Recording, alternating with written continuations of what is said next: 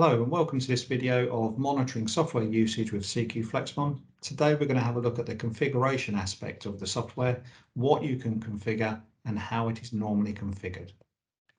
My name's Jeremy, been working at Symmetry now for 24 years, been involved with the IT solutions team now, worked as a hardware engineer, but historically got involved in Autodesk software, helping our customers license the software and deploy the software, and now I'm starting to look at how we can monitor that software with our customers. So we'll start to have a look at the configuration aspect of CQFlexMon. So we'll go into the configuration of the software and just have a quick rundown of what can be configured and how you configure it. So CQFlexMon works with IIS and an SQL database as its backend. That can be SQL Express, or it could be the full version if you've currently got an SQL server.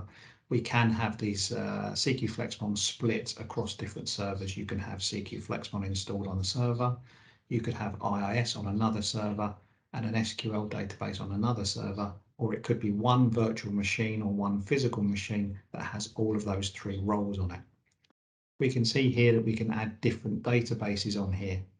This can be historically, if you've got an old archive database of CQFlexMon data, we can still read that in. Some customers actually have a yearly version of their SQL database, so they can go back and look at historical data. We've got some SMTP settings in here as well. So this really enables us to have reports sent to different people or multiple people. You can have SMTP settings if it's Office 365, if it's an on-premise Exchange server. We can put these settings in to help get those reports to you. So currently, CQFlexMon monitors these different types of license managers. So historically, it was created to help customers monitor their software with Autodesk FlexLM servers. Now, other vendors do use FlexLM also, so ID8 and Amtech, for instance. So there's multiple different servers that we can monitor, and we can have one service on a particular server, or we can have multiple. So you could have your Autodesk licenses on a FlexLM server, as well as Amtech and ID8. We can monitor those on one server by just changing the different ports, or we could actually list multiple different servers in this list. You might find some of these license managers are familiar. Some of our customers use Rhino software, which uses Zoo as a license manager, so we can monitor that. There's also CodeMeter, Sentinel HASP, Sentinel RMS are quite popular with different software vendors also. So we also look at Active Directory here, and we read Active Directory. We don't write into Active Directory, but we can pick up any attributes from Active Directory to help with the reporting. Key thing there is really the usernames. As we receive the usernames from the FlexLM server or the application monitor, we receive the username in, but we really want the first names and the last names to be on the report. So that's where we pick up the display name. We also start to pick up any attribute that you want. So we can start to look at different companies, different countries, different departments, and normally we put in user principal name in here. So we will actually add that in here. So we would pick up user principal name, and we can actually add that detail in. This would actually pick up all of the email addresses, for instance. So the information we'll pick up is the email address. So when you've transitioned across to your user assigned licenses, we can pick up the username, we can pick up their email address. Therefore, when we start to look at the Manage Autodesk module later on, we will be able to see that information. The local service package. So historically, like I've mentioned, we used to monitor FlexLM servers and different license managers, but customers have asked us, how can we monitor AutoCAD LT? So when we monitor AutoCAD LT, we have to do that via the actual desktop, the actual endpoint. So we created a local service package, and we would supply you a local service package, which is about 3 megabytes in size. You can push that out to all of your endpoints, your laptops and your desktops. And that has two roles. The application monitor, so we would monitor and configure the application monitor executable files. and actually put these monitors in. So what happens there is the local service package receives that information to monitor these listed executable files. So we can start to see that we actually add in Illustrator, Photoshop, any particular executable file you want to monitor, we would add into this list of the configuration.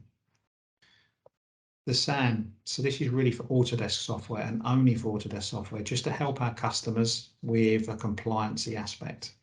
So it can be difficult to lose track of what's installed where. Some customers may have some inventory software to tell you that AutoCAD 2018 is installed on certain PCs, but we take it a little bit further and we actually pick up the actual serial number, the license type of this information. So very helpful when you're transitioning across to user assigned licenses. It may help you find those pieces of software and those PCs that have got that software installed to actually switch that license type across. So we've actually got a job scheduler in here as well, and we would normally schedule a job for Active Directory. So we would look at Active Directory maybe once a day just to pick up new users. We would also do an analyze in here. So we would actually customize this to analyze the data. And this really comes from when we're monitoring executable files, we're analyzing data. We're analyzing where that executable file has come from. So we will pick up the directory it's come from. So AutoCAD software, for instance, would use the same executable file, acad.exe. Now, we don't want to tell you that acad.exe has just been running. We want to tell you the version. So what we do is we analyze the data and actually pick up where it's come from. We analyze the directory. So if it's come from a directory of AutoCAD 2019, we know that that executable and that program is AutoCAD 2019. We also monitor and analyze the caption. When you fire up some software, you'll normally get a caption in the top left or maybe the center of the screen. So the combination of us monitoring the executable, where it's come from, plus the caption will give us a good deal of information, and therefore we can give you granular information of what version has been installed. And we analyze that data really every 10 minutes. This job will be set to go every 10 minutes. We would also start to look at creating some reports in here and create a report. So some customers may want a Autodesk usage report for the previous month. So what we would do is we will schedule that report, and we can schedule that report to go to a UNC path, an FTP path, or if we've got the SMTP settings stored, we can actually send that straight into your mailboxes, and then we will schedule that report. So the other data that we would normally customize in here is the application info. Now what this does is this works in conjunction with if we're monitoring a FlexLM server, or if we're monitoring executable files using the application monitor module, we need to add in some information in here. So currently we've got around 4,500 pieces of software that we analyze. So the analysis takes place every 10 minutes. Like I showed you, we would create that job and we analyze the data. So if the caption that has been fired up, the software that has been opened, we've got 3D Studio Max Design, for instance, we've seen it take that particular feature from the FlexLM server and it's got that caption. Therefore, we report that it's 3D Studio Max Design 2015. And we can do that with any piece of software. Now, some pieces of software will actually add a path in. So like I mentioned, we may see that this piece of software, AutoCAD Electrical, it's come from a directory of ACAD E2012. It's actually got a caption of the actual product as well. So therefore we know that it's got AutoCAD Electrical come from that directory, and then we add that in. So if you've got some executable files that we've not seen before, we can actually add these in. So we've got a big vendor list here, but there's nothing stopping us from creating any more vendor lists. If it's a brand new piece of software that we've not seen, we would just create a new vendor. We would ask you for the product. We need to know the executable name.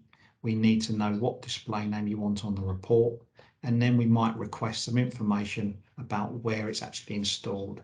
So that could be a good example is Rhino. It uses rhino.exe file for different versions. But if we put in here that it's come from a Rhino space 6 directory or a Rhino space 7 directory, that's the way that we can give you some granular information.